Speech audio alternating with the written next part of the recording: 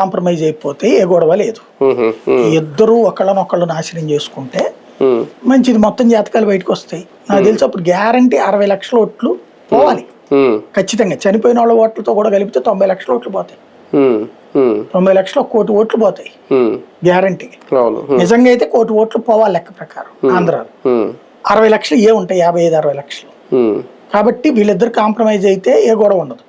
Compromise కాకుండా ఒకళ్ళది తెస్తే ఇంకొకళ్ళది అయితే కనుక ఇష్యూస్ నడుస్తాయి. తెలంగాణలో కూడా రేవంత్ రెడ్డి ప్రభుత్వం ఉండడం తెలుగుదేశం పార్టీకి ప్లస్ పాయింట్. ఈ సర్వీస్ ఏ ప్లస్లు ఉన్నా ఏమి లేదు అందులో. బేసిక్ గా ఒకటే, అక్కడ ఓటు వాళ్ళు ఉంచుకుంటారు కంపల్సరీగా.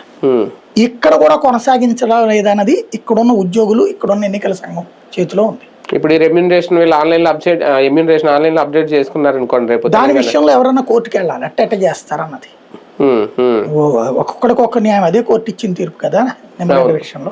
అవును, అది రైట్ చేయొచ్చు. రైట్. చూద్దాం. నిజంగా సరలో టీడీపీ దొంగలు పడుతున్నారని వీళ్ళు చేస్తున్న ఆరోపణ.